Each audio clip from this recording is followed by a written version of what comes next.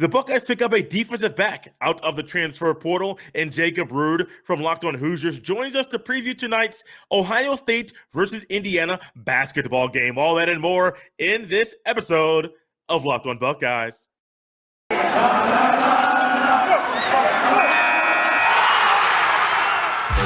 You are Locked On Buckeyes, your daily podcast on the Ohio State Buckeyes.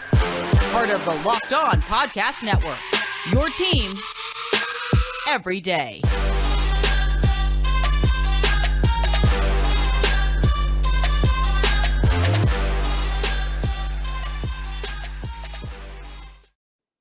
What is up, Buckeye fans? Welcome back to another episode of Locked On Buckeyes for the Locked On Podcast Network. I'm your host, Jay Stevens, also the host of the Jay Stevens Podcast. It is Thursday, January 6th in the year 2022, and today's episode is brought to you by NetSuite. NetSuite is the #1 cloud financial system to power your growth. Head to netsuite.com/LockedOnNCAA for special end-of-year financing on the #1 financial system for growing businesses. I would also like to thank everyone out there for making Locked On Buckeyes their first listen or first watch of every single day. Once Jim Knowles was announced Ohio State's new defensive coordinator, there were rumors going around that a player at Oklahoma State would follow Jim Knowles to his new home in Columbus. Well, those rumors weren't just rumors. There's actually some validity to that, and now everything is set in stone. Tanner McCallister, former defensive back at Oklahoma State, will be a Buckeye next year. He is a 4-year player at Oklahoma State, standing at 5'11", 195 pounds. He was a 3-star recruit out of Rockwall Health High School in Texas. He is a 4-star in the transfer portal. Now, one thing they do with the transfer portal, they will alter, if they can, your rating. Sometimes they keep your high school rating in there based off your production. Sometimes they alter your rating based off your production and give you a transfer rating. Well, he did up his recruiting ranking. His high school recruiting ranking was a 3-star. Now he's a 4-star. I think that goes to be seen that he has played well while playing at Oklahoma State. Tanner McCallister this past year had 42 tackles, 6 pass breakups, 1 TFL, and 1 interception. The 1 interception he had this year, that was the only interception he had while playing at Oklahoma State. Started, I believe, 11 games out of 12 he played this year. I believe he started the last 10 games in 2020. He had 41 tackles last year. He has 0 sacks in his career, 5 pass breakups last year as well. He had 1 pass breakup his freshman year in 2018, added in 11 tackles in 2018, and then 30 tackles in 2019. Tanner McCallister, this addition is very interesting. He is your cover safety. What Ohio State used more of your nickel back. They call it the cover safety, just changing the name of what has already been named by numerous people. Well, if you think about the players that played up that position this year, there's primarily going to be 3. Marcus Williamson, he is no longer on the team. He has graduated. There were rumors that he got kicked off the team. I cannot set that in stone, but there are rumors about which is why he was not in Pasadena for the Rose Bowl. But Marcus Williamson graduated.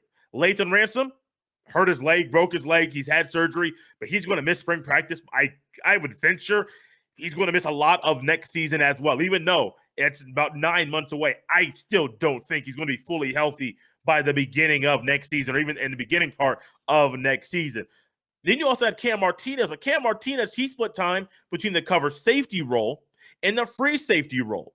Not only does Tanner McCallister want to play his final year in college football, he also has a great shot to do so under a man in Jim Knowles at Oklahoma State that did phenomenal things with that defense. You can go out there, look at different highlights. There are highlights there on YouTube. You can watch Tanner McCallister. He does a lot of different things that I really, really like. One thing that they teach defensive backs to do while defending a pass is to run your hands through the receiver's hands, literally. So if you're watching on YouTube, my left hand is where the ball's, I'm just going to have it flat. That's where the ball's going to go. They literally want you to run through the hands of the receiver so that if the ball's there, you're going straight through and not just disrupting his timing, but also disrupting his hand from catching the ball. And it's perfectly legal to do so. I have seen Tanner McCallister do that not once, not twice, but numerous times just in the videos and the clips that I saw on the YouTube. You go back and watch full games, I'm sure you will see different things that he does pre-snap and post-snap that really will confuse a defense and confuse a quarterback. And I know Jim Knowles, not that I've talked to Jim Knowles, but if I was Jim Knowles' shoes, I would want to bring somebody along with me that knows me, knows what I want, can help teach the other players on defense exactly what I'm looking for as a defensive coordinator and help them learn my terminology. Because one of the hardest things in college football is one, not only to have a new coordinator every year, because so many college coaches and players, they have new coordinators 3 years in a row, 4 years in a row. It's really amazing to when you think about how players have to quickly adjust, not just to a new coach sometimes, but also to new coordinators back to back years. But McAllister can help teach the terminology, the verbiage, the language to those individuals on Ohio State's defense. Some guys will be new. A lot of these guys, they're going to know what either Kerry Combs put in for a hot minute or for what Matt Barnes put in through the rest of the year. They're going to learn a whole lot of these things, and McAllister can help be that coach on the field. This is a big addition, an amazing addition. He wants to play under Jim Knowles. He's in Columbus. I was on a radio show, internet radio show recently, talking about what expectations are in Columbus. We'll talk more about that as the offseason goes on. But one thing we can say right now is this. Ohio State has a player that knows Jim Knowles, that knows what he wants, that was productive under his defense. And he has a shot right now to start right away. McAllister, Tanner McCallister, welcome to Columbus. We're happy to have you.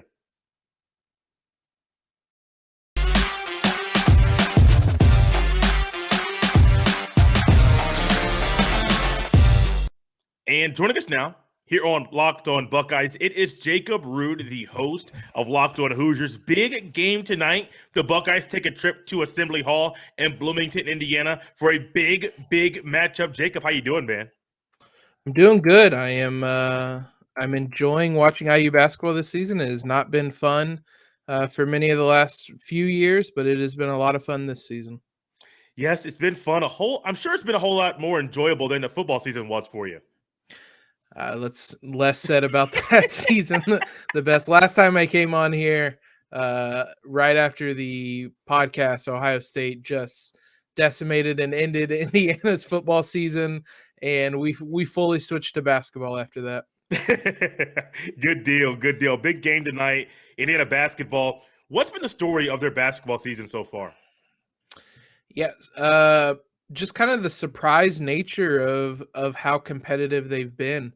They obviously in the offseason, pretty much right after the season, fired Archie Miller, and the hiring they made of Mike Woodson shocked everybody. There wasn't really anybody that expected that. A lifetime NBA coach. I mean, he's an IU alum, but a lifetime NBA coach coming back to the college game. The transition was made a little easier with a familiar name. Thad Matta is working in the kind of athletic office he's just kind of focused on the basketball program. Coach Woodson has said that he talks to him daily and kind of gets guidance on how to do things in the college game from him. But the way he has hit the ground running and the way he's turned around a program that really had no identity, no direction when Archie Miller left has been, I think, by far the biggest storyline, because right now he has IU competing at a level they haven't in a couple seasons. Has IU missed any games this year due to COVID? They have once. It was a non-conference game right before the new year. They played right before Christmas. They had a game against UNC Asheville scheduled on the 29th.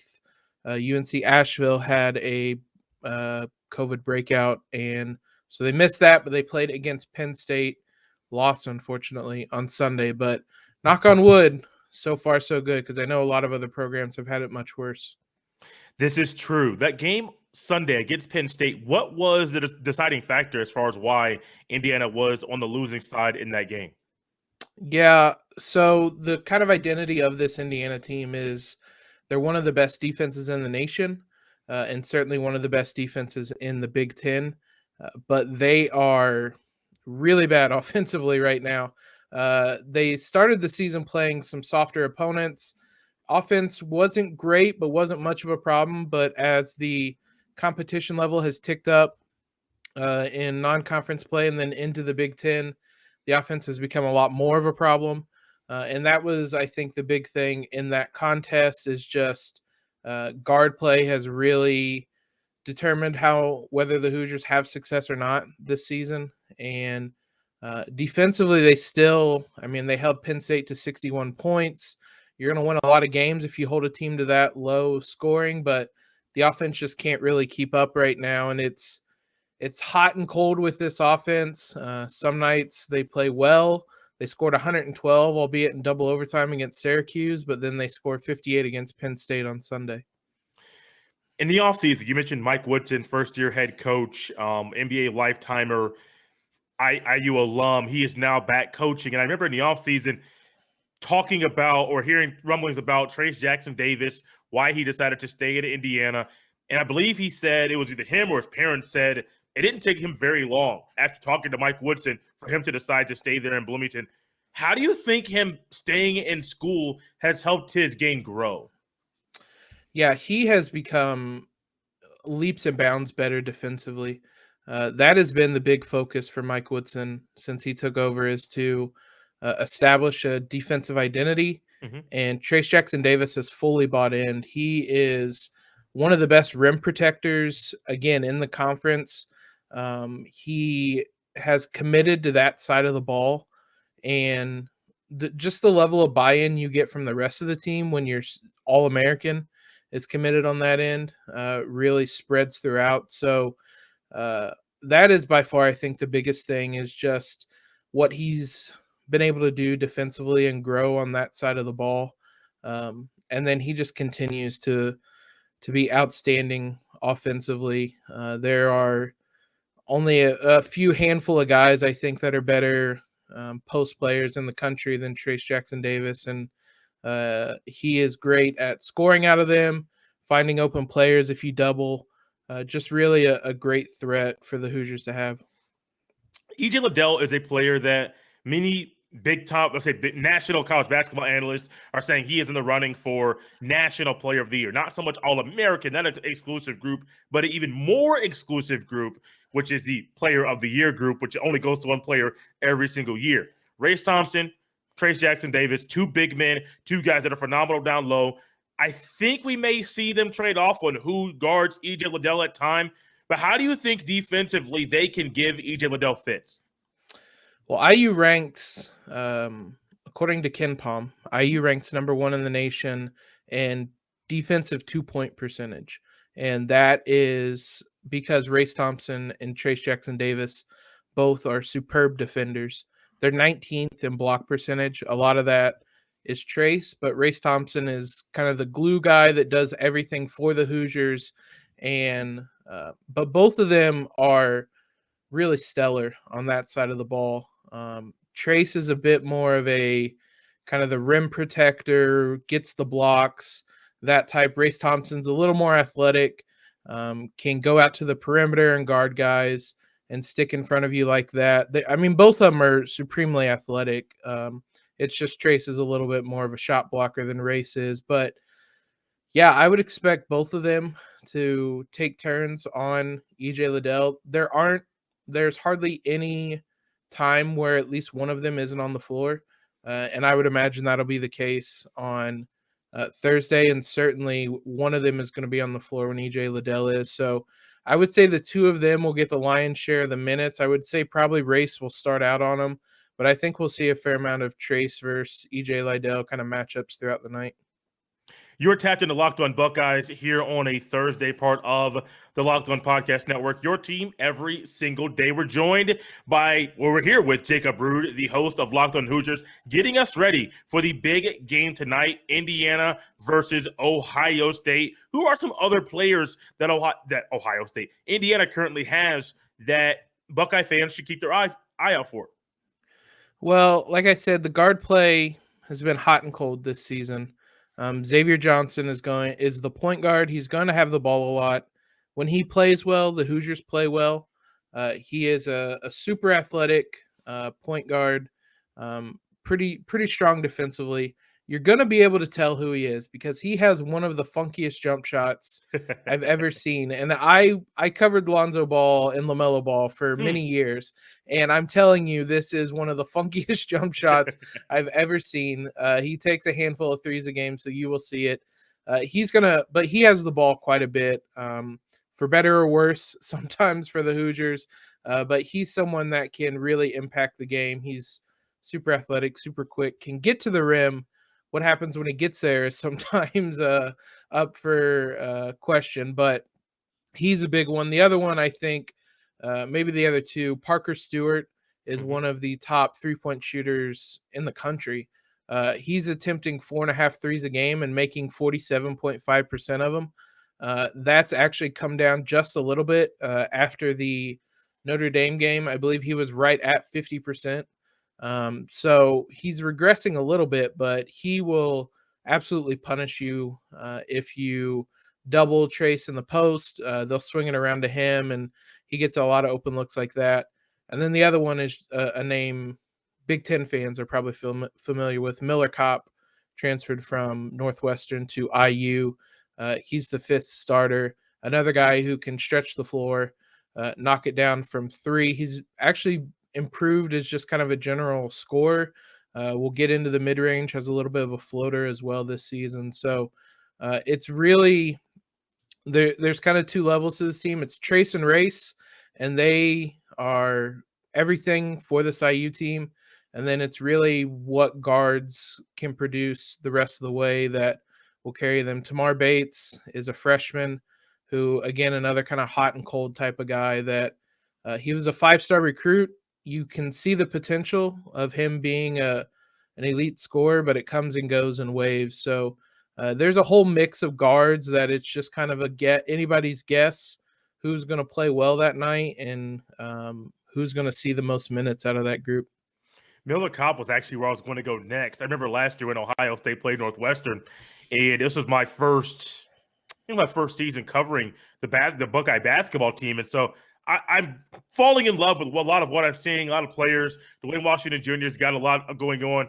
But I remember that Northwestern game very, very well because Miller Kopp seemed like he made it look so easy at times. And I wonder if this is kind of a game where he might have a bigger game than he's had all year because he knows what he did to Ohio State last year. He's like, oh, I had success against them last year, Jacob.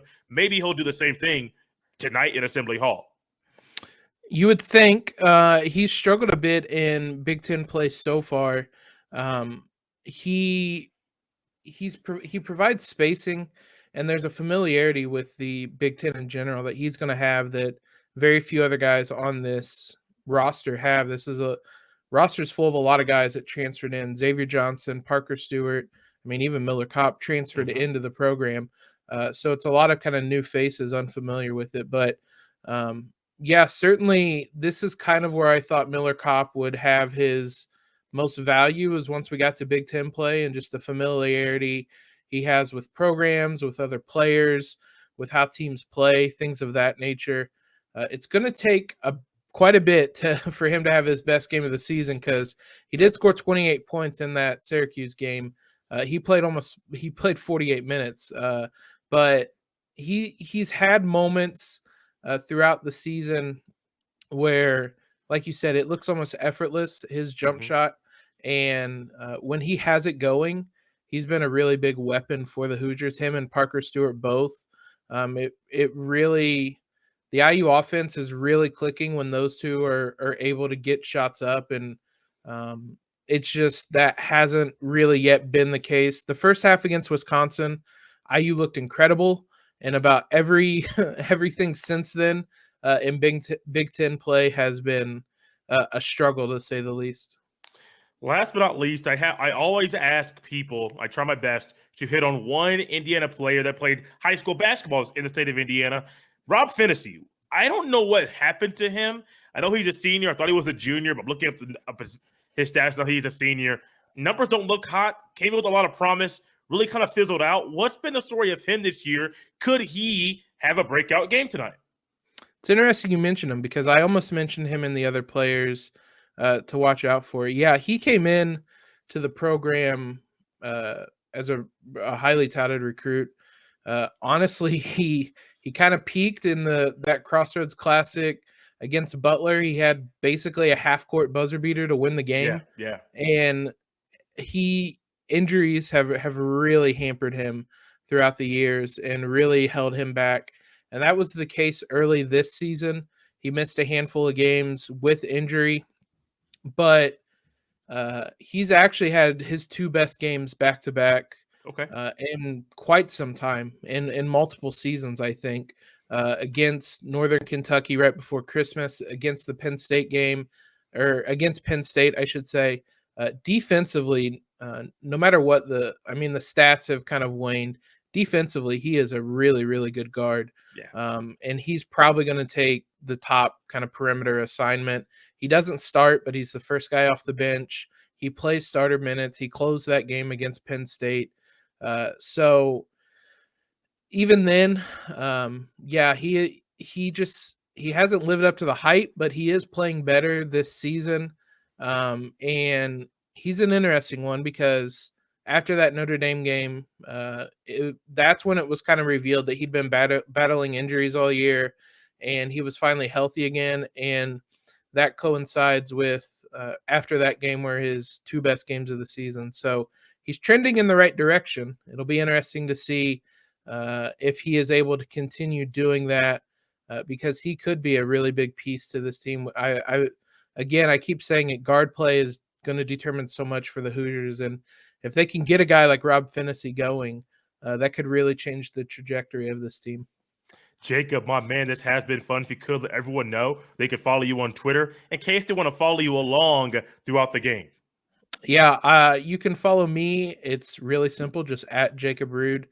You can follow Locked On Hoosiers at LO_Hoosiers. And I usually live tweet the IU games more from the Locked On Hoosiers account. But yeah, if you guys want to follow along and get kind of our input, our take on some of the things, feel free to.